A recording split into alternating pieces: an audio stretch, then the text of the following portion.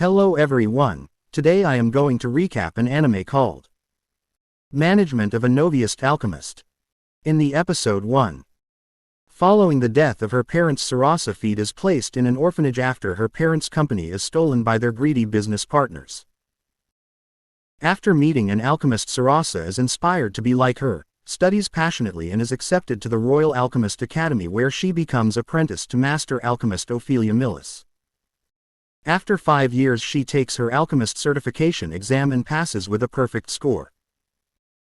With her life savings she purchases an alchemical works, a complete list of all known alchemical techniques, and decides to establish her own alchemy shop and become a famous master alchemist. Ophelia gives her an alchemist's bag she enchanted herself as a graduation gift. Sarasa purchases the cheapest shop she can find, in the tiny Yak village surrounded by forests in the Gelba-Roa mountains. Despite it being a month's journey by carriage, alchemical plants grows everywhere and can be foraged for free. Ophelia informs her to become a master. Sarasa must perfect all techniques in the first 9 volumes of the alchemical works, but only fools attempt the 10th, which even Ophelia has not perfected yet. After a month's travel Sarasa reaches her new shop, but finds it completely run down, explaining why it was so cheap. 2. I came to the village. Sarasa realizes the overgrown garden is actually a herb field containing valuable plants, and despite needing repairs the store still contains the former owner's equipment. Sarasa visits the general store where she meets the store owner Darna's daughter, Loria, and Mrs. Els, Sarasa's new neighbor. Mrs. Els shows her the village where they meet Geberk the carpenter, Gizdo the blacksmith, the mayor, tavern owner Dulal and other villagers. Sarasa struggles to socialize and becomes despondent when drunken villagers play a prank on her.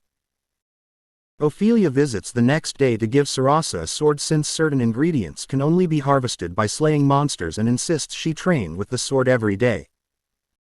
She also provides a teleportation circle so she and Sarasa can teleport supplies back and forth.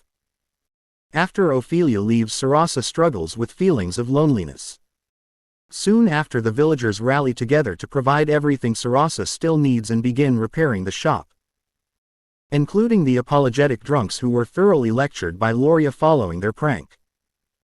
Sarasa decides she needs a sales assistant, so Loria volunteers for the job and Sarasa finally opens her store for business. Immediately, Sarasa has an emergency when a young woman is brought to her store with her arm cut off. 3. A monster appears. Examining the girl, Iris, Sarasa also diagnoses her with burns and poisoning. Her fellow hunter-gatherers explain she was attacked by a hellflame grizzly, a dangerous monster, and their leader Andre and Iris' friend Kate agrees to pay Sarasa's fee, though some of his men complain angrily about the cost. Sarasa reattaches Iris' arm and cures the poison, saving her life. Sarasa worries that having to put a price on saving lives might make her unpopular, and yet if she did it for free she would go out of business and more people would die in the long run. With her training, Sarasa easily slays the grizzly for its valuable alchemical ingredients, but while dissecting it finds evidence the grizzly was starving. Meaning if its food source was running out, other grizzlies in the area might also be starving and attack the village. The angry hunter-gatherers quit their jobs to save themselves. Andre and his remaining men volunteer to fight, as do the villagers. With Sarasa's guidance the grizzlies are lured into traps and killed. Unfortunately, Sarasa's store is badly damaged, which, combined with the potions she supplied for free to assist the fighting and the unpaid bill for Iris' treatment, she has lost a staggering amount of merchandise and money despite her store only being open one day. 4. Let's live together. Sarasa asks Iris and Kate to live with her to help run the store. As most of the village needs repairs after the grizzly attack, Sarasa opens the shop to be helpful, despite the store needing repairs also, and even offers a discount to anyone who returns empty potion bottles for reuse. Sarasa negotiates with the mayor. She will keep the grizzly's alchemical ingredients and the villagers will share the profits from the meat and skins. Sarasa also plans to establish a relationship with the 2 alchemists in the next village, South Strog. The first alchemist tries to cheat her, disheartening her, but the second alchemist, Leonora, is much kinder. After selling the grisly parts, Sarasa is able to buy ingredients she is short of and still have a small fortune in cash to hire Geberk to repair the store and install a kitchen with a magic stove. Sarasa creates through alchemy. As magic stoves don't require fuel, Dalal buys 2 stoves for the tavern for a large amount of money. With the kitchen installed, Sarasa has a tea party with Loria, Kate and Iris. Sarasa ponders creating a new useful product people will want to use every day. 5. Let's develop new products. Loria is stung by a wasp, so Sarasa decides to create bug-proof veils since stinging insects are a problem for farmers. Sarasa also decides they need a fridge for the kitchen, powered by frost bat teeth. Kate and Iris have never hunted bats, and it transpires the South Strog alchemist who tried to cheat Sarasa once cheated the villagers over the bat's value, causing the villagers to stop hunting them. In the bat's cave, Sarasa teaches the hunter-gatherers how to hunt frost bats safely since their fangs can freeze a human solid. After hunting the bats, Sarasa harvests the valuable fangs and shares them equally with the villagers. Andre is so impressed with Sarasa's gloves, made super durable by alchemy, that he asks for a pair for every hunter-gatherer. With the extra fangs, Sarasa also creates hats to keep people cool in hot weather. Feeling she can still do more, Sarasa decides she must attract more money into the village from outside. With the mayor's approval, Sarasa hires the villagers to sew the hats for her before she adds the alchemical cooling properties.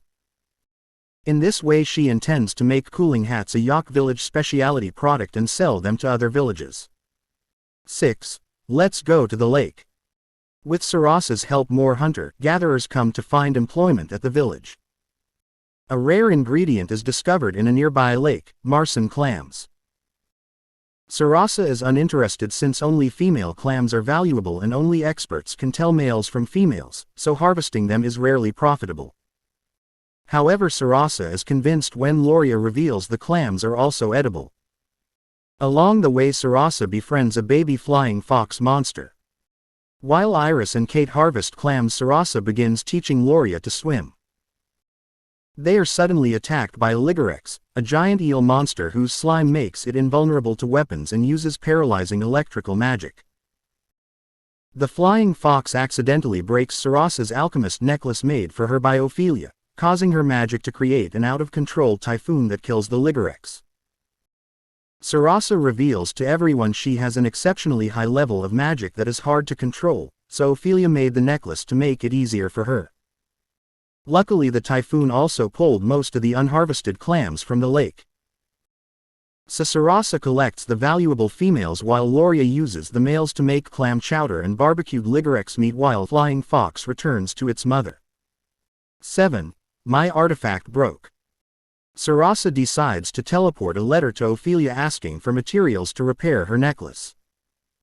Sarasa reminisces on applying to work at Ophelia's store when she was still a young alchemy student. Ophelia was impressed with her knowledge but recognized Sarasa had an overwhelming amount of magic she was incapable of controlling. Ophelia crafted the necklace to limit Sarasa's power and decided to take her as an apprentice. In the present, Sarasa prepares to teleport the letter, but Iris slips and almost falls into the teleportation circle. Sarasa saves her but drops her necklace, which accidentally teleports to Ophelia as well. Without her necklace restraining her power, the circle is destroyed. Over several days, Sarasa attempts to train her power without the necklace but struggles, worrying her friends. Ophelia reminisces that she never wanted an apprentice, until her friend, Secretary Maria, convinced her she needed Sarasa as much as Sarasa needed her. With the circle broken, Ophelia decides to return the necklace herself. After 3 days, Sarasa is worried she may never work as an alchemist again, until Ophelia finally arrives and repairs the necklace and the circle. She worries Sarasa is pushing herself too much but is reassured seeing she runs a fine shop with excellent friends and returns to the city confident Sarasa is doing fine. 8. A business rival appeared. A new merchant begins buying frost bat fangs, offering more money for them than Sarasa, deliberately undermining her business. Andre is suspicious as the merchant employs bandits. Gloria is upset as her grandparents were killed by bandits, just like Sarasa's parents. Sarasa temporarily increases how much she pays to buy teeth, then has Iris resell those teeth to the merchant, who quickly begins to run out of money. Sarasa deduces the merchant sells his teeth in South Strog and learns from Leonora that the merchant, Dili, owns an alchemy company and specializes in forcing alchemists to work for him by putting their shops out of business, like he is trying to do to Sarasa. Sarasa continues outwitting Gree, costing him so much money he borrows money from criminals to keep his own company open. Sarasa is attacked by Gree's bandits but defeats them. Gree is forced to sell his huge supply of teeth to Sarasa for a pittance, but cannot repay his debts to the criminals, leaving his fate uncertain. Sarasa sells all the teeth to Ophelia and uses the money to pay the debts of Gree's alchemists, freeing them to reopen their own shops and become useful business contacts should Sarasa require help in the future. 9.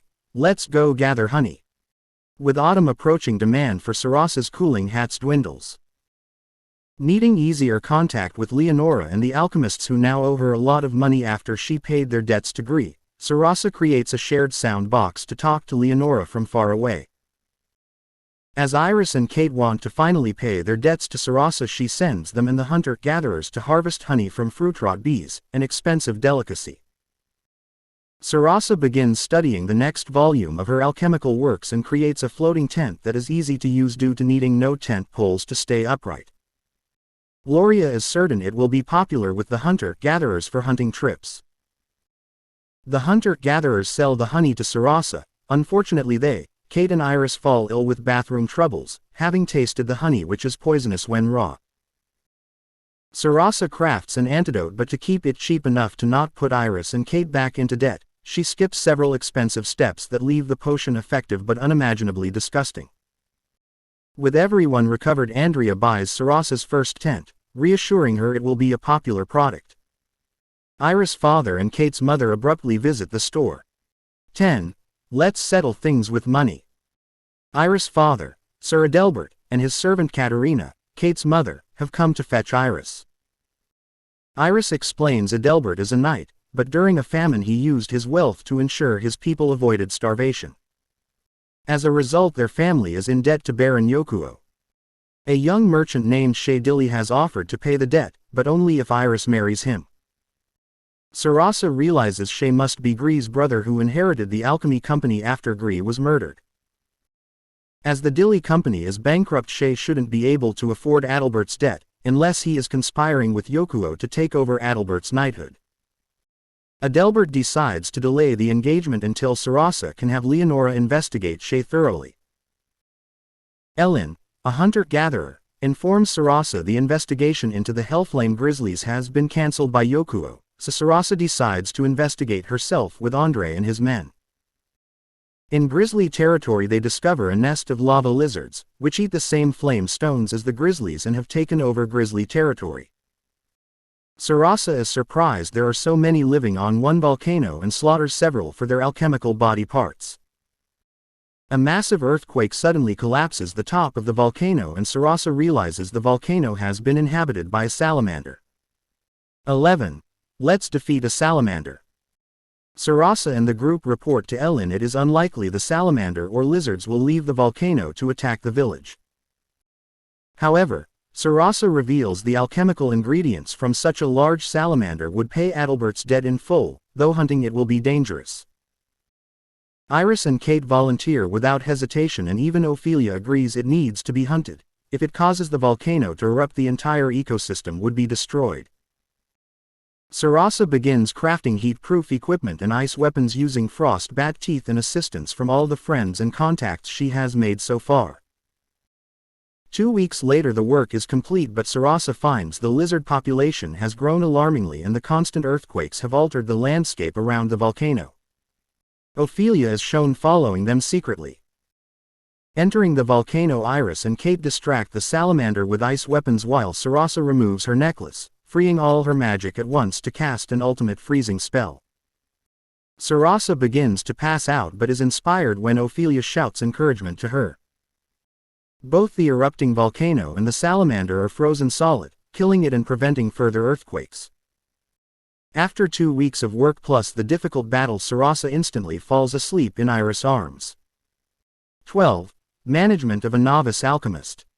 With Adalbert's debts paid, Iris is saved from marrying Shay. A letter arrives from Leroy, head clerk of the feed company stolen from Sarasa's parents, informing her the employees want her to return as the rightful owner. Gloria is visibly worried Sarasa might leave. Sarasa decides she must visit the company before she can decide. As the trip will take a month, she asks Gloria to run the shop in her absence. At the feed company, Leroy admits the company was never actually stolen, but it was left with incredibly huge debts following her parents' deaths. Fearing Sarasa was both too young and heartbroken by her parents' deaths, Leroy and the other employees placed her in the orphanage and have loyally spent 7 years dragging her company out of debt. Still unsure, Sarasa spends the day observing how the employees run the company and asks Ophelia for advice. Ophelia is sure Sarasa's parents would care more about her happiness than the company. Gloria begins to struggle without Sarasa, as only she can make potions and diagnose illnesses. Sarasa abruptly returns and announces she will stay in York with Leroy managing feed company as her official business partner. The village is overjoyed by her return, particularly Gloria, and Sarasa happily resumes managing her shop as a novice alchemist.